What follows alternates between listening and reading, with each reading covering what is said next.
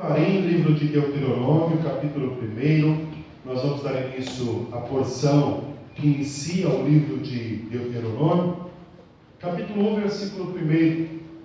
Estas são as palavras faladas por Adonai, pelo Senhor a todo Israel, no lado mais distante do rio Jordão, no deserto de Ará, diante de Suf, que é o Mar Morto, entre Parã e Tofel, Lavã, Hatzerot, Dizaf, são 11 dias de jornada de Horeb a Cades Barnea, através do caminho do Monte Seir. Até aí somente. Pai, fale conosco no início do nosso coração, que possamos compreender um pouco mais sobre a Tua Palavra, e que esta porção, Senhor, ela venha de encontro às nossas vidas. Tua Palavra vai e produz o resultado que o Senhor já tem determinado. Amém. E bendito seja o nome do Senhor. Pode se assentar, queridos. Aleluia. Então, a nossa porção hoje, isso, o celular tocando, de quem que é. Aleluia. Isso, coloca no livro na calma. Porção hoje de número 44. 44, nome da nossa porção hoje, Devarim, que significa palavras.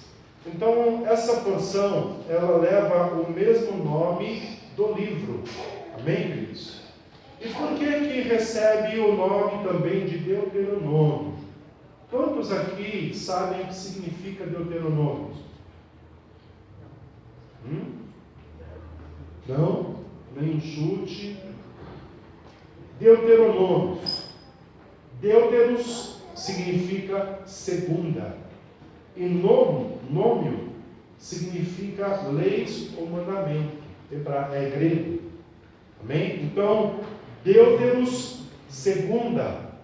E nômio, leis ou mandamentos. Então, levando em conta por este nome Deuteronômio, seria, poderíamos dizer, segunda lei. Só que paremos para pensar um pouquinho. Existe segunda lei? Não existe, né? O que existe é uma única lei. Amém? Uma única Torá, uma única palavra.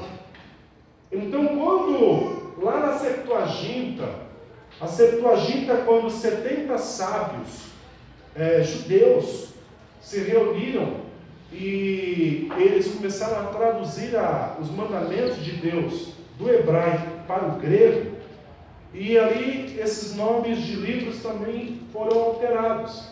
E o livro de Devarim, ele veio receber o nome de Deuteronômio. Só que, curiosamente, Deuteronômio vai significar segunda lei, como se existisse uma segunda lei. Mas o fato é que não existe.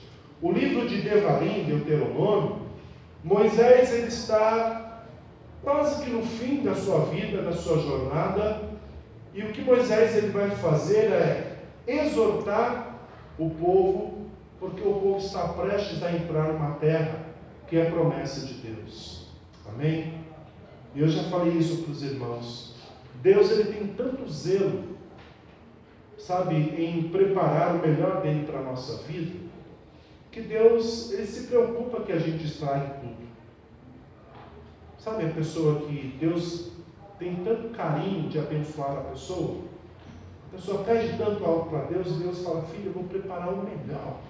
Aí, pá, entrega para a pessoa se perde, desanda e some. Acontece, não acontece? Deus muitas vezes tem tanto prazer em abençoar, só que o ser humano muitas vezes acaba se perdendo com aquilo que Deus entrega. E o livro de Devarim, ele é um livro de exortação.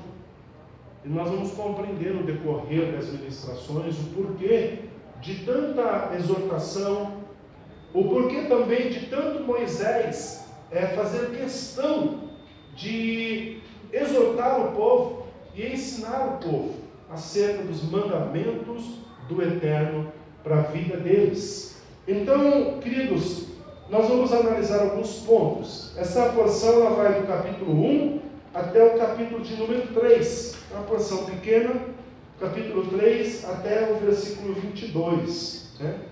Então é uma porção pequena, e relata essa jornada do povo de Deus. Moisés ele sai falando um pouco sobre os percursos deles, e Moisés vai relatar períodos em que eles deveriam crer em Deus, eles não creram, a incredulidade no período lá dos espias, é um fator que ele aponta aqui também, e vai apresentar também algumas guerras, e cujas essas guerras o Senhor foi com o seu povo e deu vitória ao seu povo. Amém, queridos? E uma dessas guerras, no capítulo 3, é bem interessante, porque fala de uma guerra contra um rei chamado, deixa eu ver aqui, Og. E esse rei, curiosamente, a Bíblia aponta que ele tinha cerca de 4 metros de altura. Imagine você ir para uma guerra para enfrentar um camarada com 4 metros de altura, e Deus pegar e te incentivar falando: vai filho, vai lutar, vai brigar que eu sou com você. E você olha na tua frente, um camarada com 4 metros de altura. Então, Deus, ele levou o seu povo a pelejar algumas batalhas dentro dessa porção, e em todas elas o Senhor deu vitória ao seu povo. E então, queridos, Moisés, nos versículos que nós lemos, Moisés, o Senhor está instruindo a vida dele para exortar o povo. No versículo 12, ele diz assim: são 11 dias de jornada de Horebe até Cades-Barneia, através do caminho do monte Seir. 11 dias de jornada, eles saíram do monte e chegaram até Cades-Barneia. E Cades-Barneia é a região quando Moisés ele vai separar os 12 homens para espiar a terra. E eles enviam aqueles homens, e eles saem falando um pouco mais sobre essa questão, e vai falar sobre o relato daqueles homens. Isso tudo Moisés está, na verdade, refrisando, repetindo para o seu povo. E Moisés está apontando isso novamente, e existe um porquê. Deus não faz nada sem os porquês. Amém? Lembra que quando ocorreu esse fato dos espias, e eles voltaram, e eles inflamaram o povo, dizendo que a terra era tudo aquilo que Deus falou realmente, mas lá existiam gigantes, que eles não teriam chance alguma de lutar contra eles, que eles eram muito pequenos, que o povo daquela terra era gigante, e que Deus estava praticamente enganado, daquilo que ele estava prometendo. E o povo acredita, e o povo acaba murmurando contra Deus, e a promessa de Deus é de que nenhuma daquelas pessoas, daquela geração, iria entrar na terra.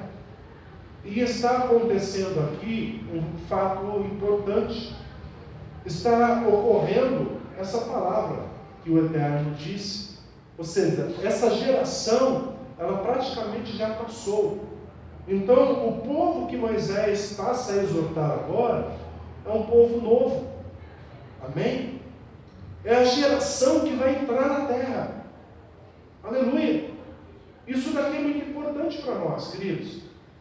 Porque, de um lado, um ancião, um homem que Deus levantou para conduzir um povo.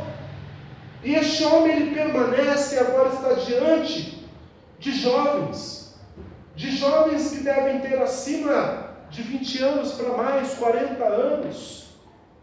E esses jovens, agora eles estão ouvindo alguém que aos olhos deles mesmo é uma pessoa sábia. Uma pessoa que Deus tem guardado, preservado, até aquele instante, para instruir a eles. Então, o que eles passam a ouvir de Moisés agora, é algo muito importante. E Moisés, ele, durante esse livro de Devarim, Deuteronômio, ele vai fazer questão de repetir muitas palavras que o Eterno deu ao seu povo. Porque eles deveriam entrar na terra, e eles deveriam ser zelosos com a palavra de Deus. Lembram que quando nós começamos essa jornada com as porções, eu comentei com os irmãos que a Torá, a lei, no seu contexto geral, ela serve para um indivíduo, para que uma pessoa ela possa caminhar bem sobre essa face da terra, como também todo um povo, toda uma nação. Amém? Então, a Escritura, ela é apta apta para conduzir a vida de um ser humano, como também de todo um povo, de toda uma nação. E isso é maravilhoso, queridos. A nação que atenta para a palavra de Deus, essa nação é próspera. E nós podemos ver hoje, por exemplo, por mais que muitos dizem, e digam que o Donald Trump é meio maluco, mas quando você pega algumas coisas que este homem fala, existe um certo zelo em relação às coisas de Deus. Existe uma preocupação daquele homem em fazer o que é correto aos olhos de Deus. Existe essa preocupação. E Deus tem abençoado os Estados Unidos. Por mais que muitos digam que este homem é maluco, a realidade, queridos, que muitos economistas apontam que os Estados Unidos, nesse período que ele está governando, nunca prosperou tanto. Por quê? Porque na loucura dele, ele tem se preocupado em fazer aquilo que agrade a Deus. Então a nação, sabe, o líder de uma nação, de um país que procura ser zeloso com a palavra de Deus e aplicá-la na sua nação, no seu governo, Deus ele faz questão de que essa pessoa, essa nação seja próspera. Então, se serve para um indivíduo, quer dizer que se eu e você atentarmos, independente de idade, viu, crianças, garotas, crianças não, adolescentes, viu? Independente de idade. A palavra do Senhor não é só para o pai, para a mãe. A palavra do Senhor é para a criança, para o adolescente, para o adulto, para o ancião. É para todos. Quando nós atentamos à palavra do Senhor, a Bíblia diz que Deus ele abençoa os nossos caminhos. Os adolescentes, quando honram pai e mãe, o que a palavra de Deus diz? Amém. Aleluia. São acrescentados dias. Ou seja, vida longa. Bendito seja o nome do Senhor. Então, se serve para uma pessoa, imagina uma nação. E o nosso país precisa tanto, não é verdade? Nosso país precisa tanto atentar para a palavra de Deus, para viver um período de restauração.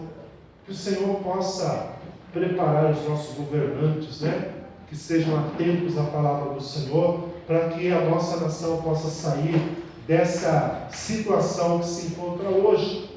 Então, o livro de Devarim, ele é um livro de exortação. Aleluia.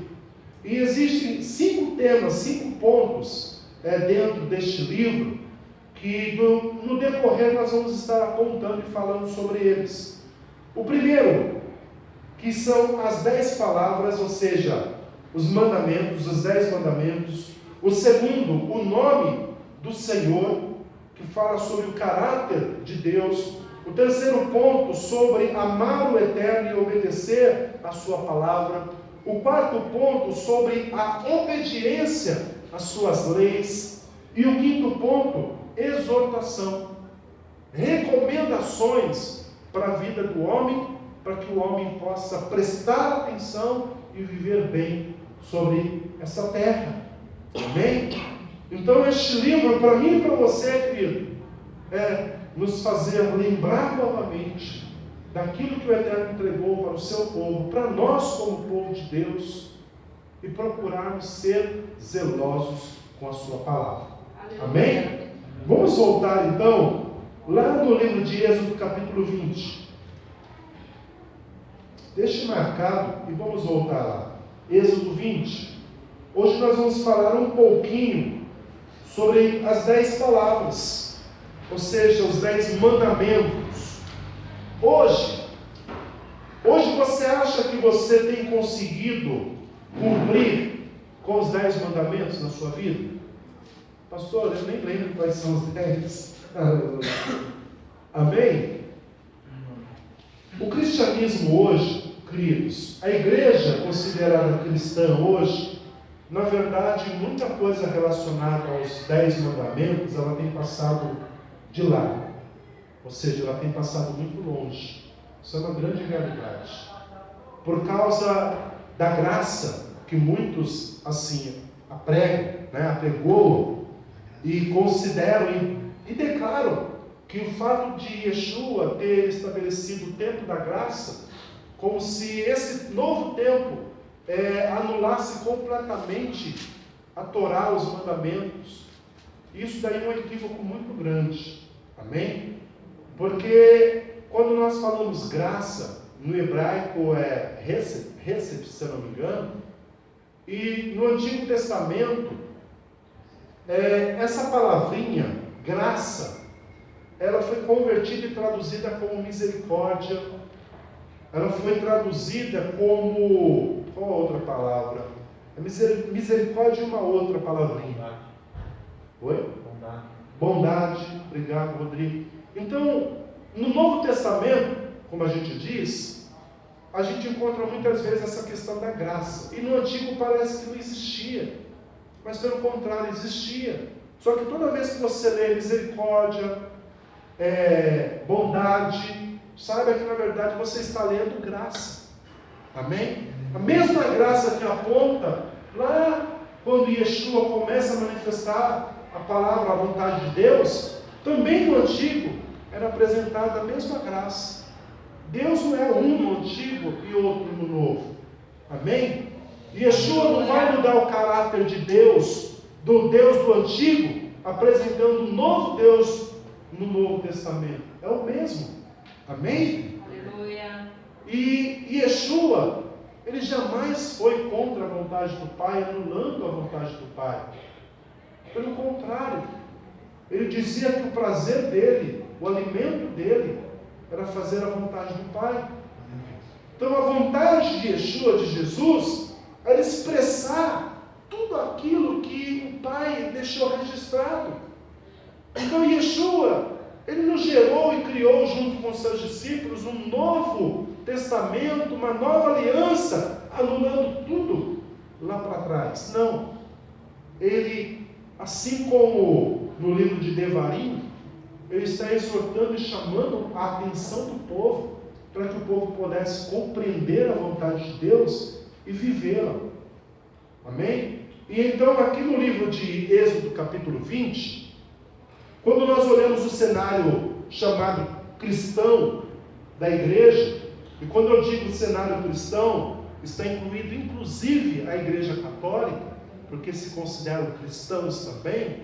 E aí a gente vai ler os 10 mandamentos e vamos ver o quanto que a igreja evangélica, considerada cristã, e a igreja católica também, considerada cristã, se enquadra dentro desse contexto.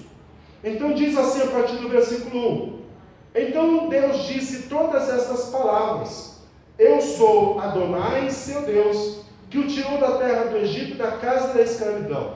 O primeiro mandamento: Eu sou o Senhor, o seu Deus. O segundo: Não tenha outros deuses além de mim. Será que o cristianismo hoje existe outros deuses assumindo o lugar de Elohim, do Deus Criador? Na igreja católica nós sabemos que sim. Amém? Quando nós apontamos até a igreja evangélica, queridos, se não tomar cuidado, muitos têm se intitulado deuses, semideuses. E infelizmente o povo muitas vezes considera líderes como semideuses. Ou seja, não pode ter outro pastor, tem que ser aquele apóstolo, porque se não for, nada acontece. O culto não acontece, o milagre não acontece, é tudo diferente. Mas quando é aquele, aí as coisas acontecem. Então muitas vezes o povo estabelece deuses para si também. E no texto continuando, versículo 7: Você não deve usar um nome, ou melhor, você não deve usar de forma leviana o nome do Senhor, né? Será que isso acontece hoje? Com certeza muito. O verso 8: Lembre-se do dia do Shabat para separar para Deus. Isso daí nós sabemos, não precisamos nem falar muito sobre isso, não é verdade? Nós temos procurado atentar um pouco mais para isso, temos nos esforçado para isso, mas nós vemos o cenário tanto da igreja cristã evangélica, como também da igreja cristã católica, que isso não mais é considerado. Pelo contrário, a igreja romana católica, ela lutou e muito para acabar com o Shabat, matando muitos judeus, muitos gentios que caminhavam também debaixo desse ensino, dessa confiança de fé no eterno. Então a igreja católica romana, ela, amados, destruiu a muitos para acabar com o Shabat e considerar o domingo como o dia do Senhor.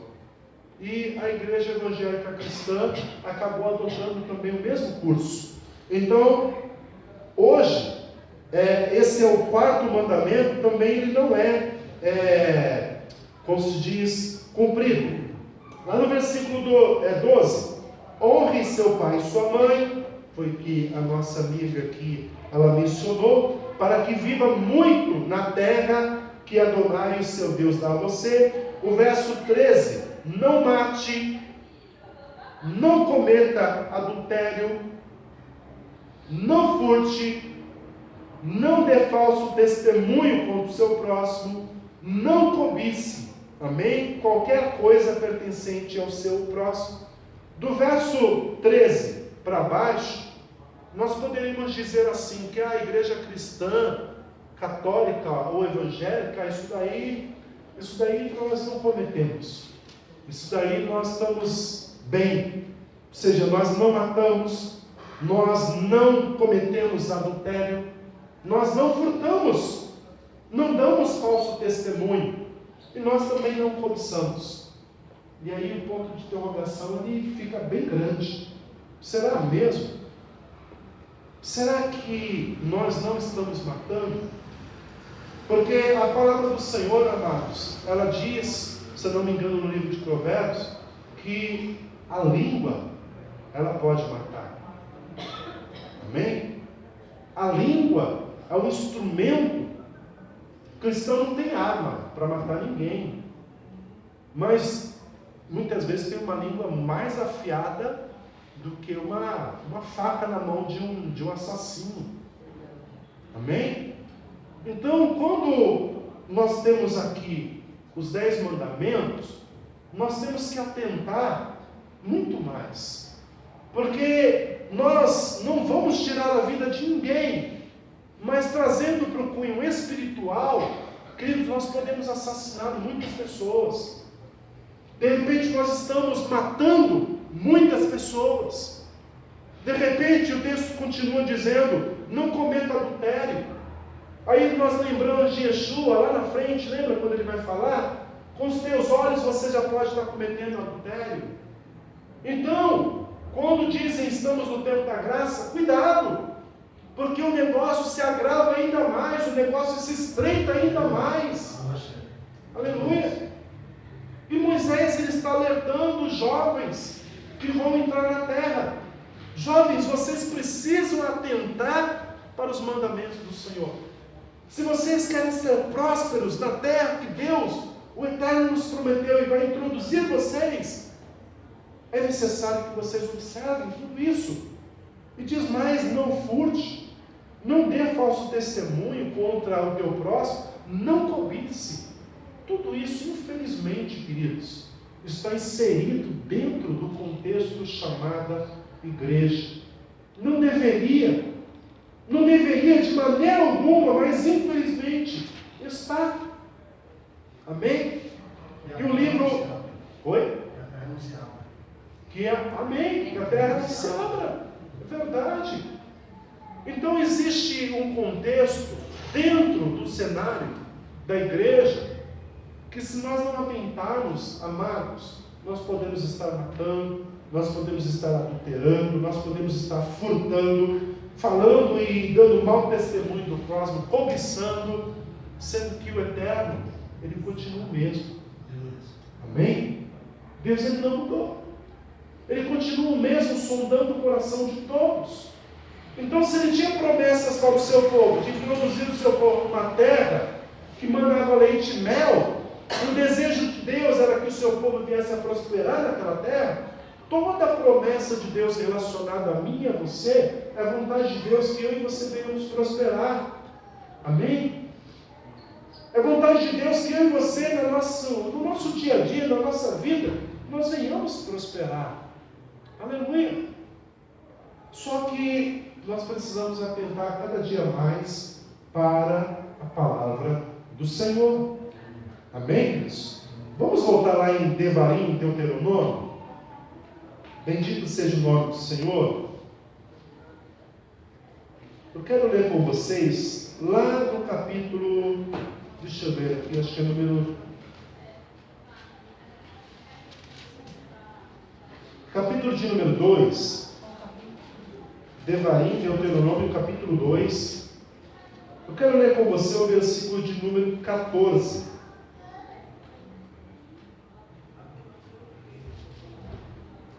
Lembra que eu comentei com vocês? E eu não sabia, na verdade, que estava isso até na palavra. Quando eu estive estudando e vendo, achei muito interessante. Lembra que eu comentei com vocês que uma das professoras nossas, lá do estudo de hebraico, ela comentou que o povo de Israel, eles ficaram mais de 30 anos numa única região. Vocês se recordam disso? E está aqui em Deuteronômio. Depois que eles voltaram de espiar a terra e prestaram aquele depoimento, aquele relato que foi terrível, e Deus determinou a morte de todos eles, aqui no versículo 14 do capítulo 2, fala o que aconteceu.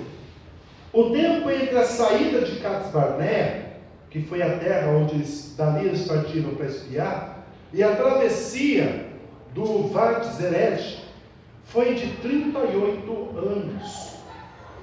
Então olha só que interessante. Lembra que lá no capítulo 1, volte por favor, capítulo 1, versículo 2. O que fala no versículo 2? São 11 dias de jornada do monte Horebe a Cades Barnea. 11 dias eles levaram até Cades Barnea. Ou seja, de Cades Barnea para a terra prometida, eles estavam praticamente dentro.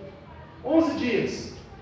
E agora, depois do relato dos espias, e Deus diz que nenhum deles estaria entrando, agora eles vão voltar, é como se eles voltassem 11 dias, só que dura 40 anos.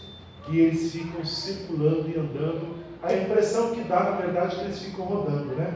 Mas não é. Só ali, depois que eles passam o relato, e Deus declara a sentença sobre eles, eles ficaram praticamente 38 anos num único lugar. Num único lugar. Aleluia. E Deus se fazendo, por misericórdia, presente ainda na vida do povo, cuidando, enviando o maná, o alimento, mas, queridos, eles já não mais tinham a promessa de entrar naquela terra. Eles iriam perecer ali, e somente a nova geração estaria entrando na terra prometida. E Moisés, ele vai atentar e chamar a atenção dos jovens, e vai relatar isso para eles também. Moisés vai chamar os jovens, a nova geração: olha, vocês precisam saber, vocês estão vendo tudo isso acontecendo, mas foi por causa de um relato maldito. Foi por causa de um relato que eles não observaram, não atentaram, não confiaram no Senhor. E vocês precisam confiar em Deus. Vocês precisam atentar para os mandamentos do Eterno e viver os mandamentos do Eterno. Amém? Então, essa primeira parte do livro de Devarim, Deuteronômio, para nós, queridos, é muito importante o quê? Que eu e você venhamos cada dia mais atentar para aquilo que é vontade de Deus, para nós como povo de Deus. Amém? Não ficar muitas vezes pensando, sabe, que os mandamentos de Deus parece que são pesados. Não são. Amém? Não são. Quando há entendimento, há prazer no cumprimento. Amém? Quando há entendimento, há prazer. Se não há entendimento ainda, procure ajuda, procure a compreensão, para que você possa buscar o cumprimento e a vontade do Eterno para a sua vida também. Aleluia? Então, um outro ponto, eu gostaria que você fosse lá em Lucas, capítulo 4, nós já vamos partir já para o encerramento. O livro de Deuteronômio foi um dos livros mais citados por Yeshua. Lucas 4. E essa parte aqui é fantástica. O Lucas 4 fala sobre o que mesmo? Fala sobre a tentação. Tentação de Yeshua. Isso. Lucas 4 fala sobre a tentação do Senhor, quando ele foi enviado pelo Espírito do Eterno para o deserto. E ali o inimigo o testou. Ali o inimigo tentou contra a vida do Senhor. E a resposta de Yeshua, as citações que ele faz, todas elas se encontram no livro de Deuteronômio. Amém, queridos? Então vamos ler aqui em Lucas 4. Então Yeshua, cheio do Ruach HaKodesh, que é o Espírito do Senhor, voltou do Jordão e foi levado pelo Espírito ao deserto. E por 40 dias foi provado pelo adversário. E nesses dias não comeu nada e depois sentiu fome.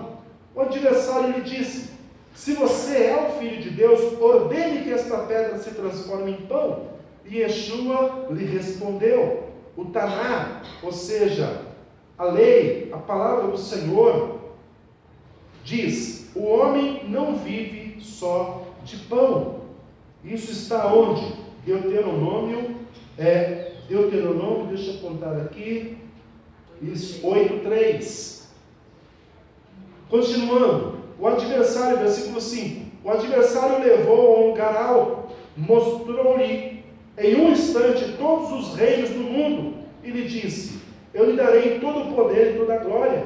Eles foram entregues a mim, e posso dá-los a quem escolher. Portanto, se me adorar, eles serão seus. E Yeshua lhe disse, a Taná diz, a Escritura diz: adore o Senhor, seu Deus, e sirva somente a Ele. Deuteronômio capítulo 6, versos 13 e 14. E continuando, versículo 9 agora: então o adversário levou a Jerusalém, colocou no ponto mais alto do templo e lhe disse: se você é o Filho de Deus, pule daqui, porque a Taná diz: ele ordenará a seus anjos que se responsabilizem por você e o protejam. Eles o sustentarão com as suas mãos, para que você não machuque os pés nas pedras. E Yeshua lhe respondeu: ele também diz: não tente Adonai, o seu Deus. Capítulo 6, versículo 16. Então, são textos aqui dentro do livro de Lucas que Yeshua, ele subtrai, ele tira da onde? De Devarim. Amém? E não só de Devarim, mas dos mandamentos do Eterno, da Torá, da palavra do Senhor. Yeshua, ele faz questão de apontar a palavra do Senhor. E por que está em Devarim? Por que o que Yeshua está falando se encontra em Devarim? Devarim, como eu falei, é um livro de exortação. É um livro que faz... Moisés está fazendo o que com o povo?